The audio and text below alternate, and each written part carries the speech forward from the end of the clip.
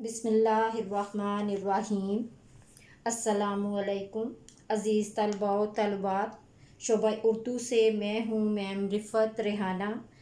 آج کا ہمارا موضوع سخن ہے جواب شکوہ کا بند نمبر 6 اور بند نمبر 7۔ تو آئیے اب ہم بند نمبر 6 کی طرف چلتے ہیں، جو کہ کچھ اس طرح سے ہے۔ ہم تو مائل با کرم ہیں، کوئی سائل ہی نہیں، راہ دکھلائیں کسے، راہ روے منزل ہی نہیں۔ تربیت تو عام ہے، جوہر قابل ہی نہیں، جس سے تعمیر ہو آدم کی یہ وہ گل ہی نہیں۔ کوئی قابل ہو تو ہم شانے کئی دیتے ہیں، ڈھونڈنے والوں کو دنیا بھی نہیں دیتے ہیں۔ آئیں بچوں، اب ہم چلتے ہیں مشکل الفاظ کے میننگز کی طرف، جو کہ کچھ اس طرح سے ہیں۔ مائل باکرم، مہربانی کرنے پر تیار۔ سائل کہتے ہیں سوالی کو۔ راہ روے منزل، راہ روے منزل کا مطلب ہے منزل کی طرف جانے والا مسافر۔ گل مٹی۔ پیارے بچوں، اب ہم چلتے ہیں اس بند کے مفہوم کی جانب، جو کہ کچھ اس طرح سے ہے۔ اے شاعر، ہم تو ہر وقت انسان پر مہربانی کرنے کے لیے تیار ہیں، لیکن مسلمانوں میں خواہش مند ہی نہیں۔ ہم کس کو سیدھی راہ دکھائیں؟ تربیت تو سب کے لیے ہے، لیکن تم میں کوئی ہماری تربیت کو قبول کرنے والا نہیں۔ سچ تو یہ ہے کہ یہ وہ مٹی نہیں جس سے آدم یعنی انسان کی تعمیر ہو۔ ہمارا تو قانون ہے کہ ہم محنت کا صلہ ضرور دیتے ہیں۔ آؤ پیارے بچوں، اب ہم چلتے ہیں شعر کی تشریح کی جانب، جو کہ کچھ اس طرح سے ہے۔ شاعر کا دل سوز شکوہ سن کر غیب سے جو آواز آتی ہے کہ ہم تو مسلمان پر اپنا فضل و کرم کرنے اور انہیں سیدھی راہ دکھانے کے لیے تیار ہیں، لیکن ان کے دلوں میں سچی تڑپ نہیں رہی، ان میں اثر قبول کرنے کا مادہ نہیں رہا۔ ہمارا فیض سب کے لیے برابر ہے، لیکن کوئی ہماری طرف آنا ہی نہیں چاہتا۔ رسول پاک صلی اللہ علیہ وآلہ وسلم کا فرمان عالی شان ہے۔ ترجمہ: اگر بندہ خدا کی طرف چل کر جائے تو خدا اس کی طرف دوڑ کر آتا ہے، اور اگر بندہ خدا کی طرف ایک ہاتھ چلے تو خدا اس کی طرف 2 ہاتھ چلتا ہے۔ شاعر نے کیا خوب فرمایا ہے: تو یار ہے غیروں کا، میں کب یار ہوں تیرا، تو یار ہے غیروں کا، میں کب یار ہوں تیرا، جو تو ایک بار ہے میرا تو میں 100 بار ہوں تیرا۔ عزیز طلباء و طالبات، اقبال نے کمال فن سے کام لیتے ہوئے پہلے مصرعے میں تمام شکوے کا جواب دے دیا کہ اللہ تعالیٰ تو اپنا فضل و کرم کرنے کے لیے تیار ہے، وہ تو رحیم و کریم ہے، وہ تو آج بھی مسلمانوں پر اپنی رحمتیں نچھاور کرنے پر آمادہ ہے، لیکن مسلمانوں نے کبھی اس ذات سے رجوع ہی نہیں کیا۔ ایک اور جگہ ارشاد باری تعالیٰ ہے۔ ترجمہ: انسان کو وہی کچھ ملتا ہے جس کی وہ سعی کرتا ہے، یعنی وہ جو کچھ مانگتا ہے۔ قدرت کے اس اٹل قانون کی روح سے اگر کسی چیز کے حصول کے لیے کوشش نہ کی جائے تو وہ خود بخود حاصل نہیں ہوگی، اور اس کو ضرور معاوضہ ملے گا۔ محض دعا سے کچھ نہیں ہوتا۔ جو مانگنے کا طریقہ ہے اس طرح مانگو، جو مانگنے کا طریقہ ہے اس طرح مانگو، در کریم سے بندے کو کیا نہیں ملتا۔ اس بند کے آخری شعر کی منویت بھی اقبال کے کمال فن کا آئینہ دار ہے۔ شان کئی سے مراد وہ کیانی خاندان ہے جس نے اپنی ہمت سے زمانے میں اپنی حکومتیں، اپنی بادشاہت قائم کی۔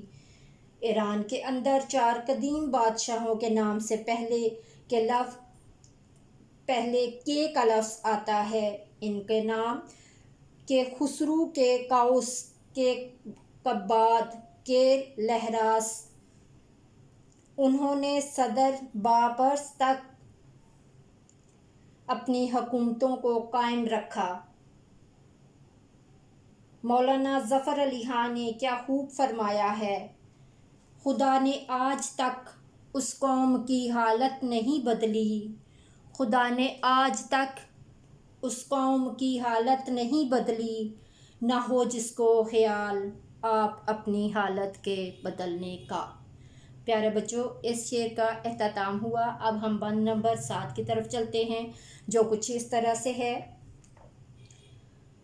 ہاتھ بے زور ہیں الحاد سے دل ہوگر ہے، امتی باعث رسوائی پیغمبر صلی اللہ علیہ وآلہ وسلم ہے، بت شکن اٹھ گئے باقی جو رہے بتگر ہیں، تھا براہیم پدر اور پسر آزر ہیں، بادائے آشام نئے بادہ نیا ہم بھی نئے، حرم کعبہ نیا بت بھی نئے تم بھی نئے۔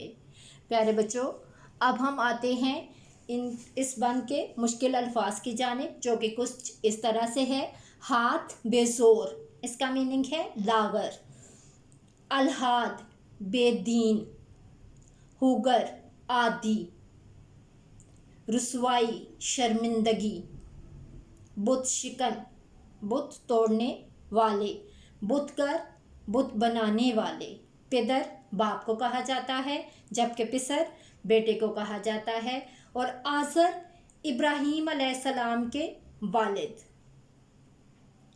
بادائے آشام شراب پینے والے، بادہ نیا نئی شراب، ہم مٹکے کو کہا جاتا ہے۔ عزیز طلباء و طالبات، اب ہم اس بند کے مفہوم کی جانب آتے ہیں، جو کہ کچھ اس طرح سے ہے۔ موجودہ دور کا مسلمان کمزور ہے کیونکہ ان کے دل بے دینی کے عادی ہیں۔ یہ رسول پاک صلی اللہ علیہ وآلہ وسلم کے لیے رسوائی کا سبب ہیں۔ تمام اسلاف باطل کو ختم کرنے والے اور تمام باطل اور غیر اسلامی افکار کے پجاری ہو۔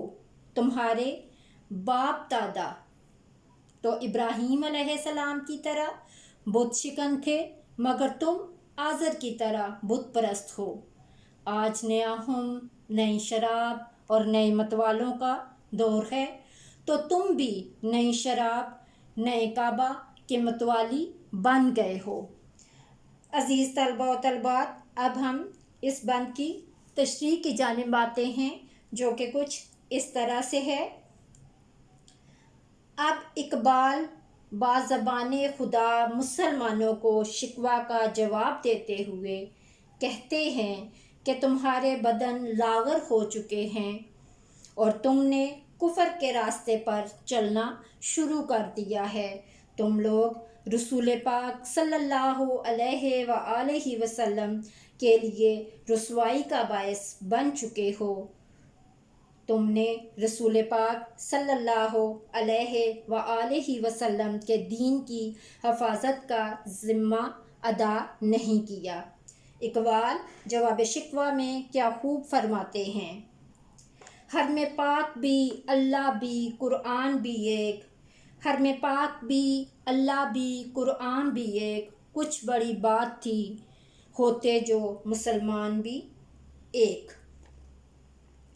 اس بند کے مصرع میں اقبال کا اشارہ محمود غزنوی کی طرف ہے، جنہوں نے 100 مومنات پر حملہ کیا اور مندر میں رکھا ہوا سب سے بڑا بت توڑ دیا۔ ابراہیم علیہ السلام کے والد بت فروش اور بتگر تھے، لیکن تمہاری حالت یہ ہے کہ تم بت پرست بن چکے ہو۔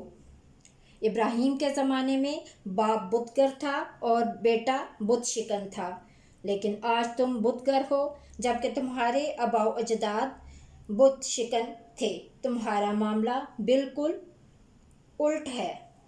आज तुम्हारी शराब भी नई और शराब के मटके भी नए, तुम्हारा काबा भी नया और इसमें रखे हुए बुत भी नए, और तुम भी नए हो।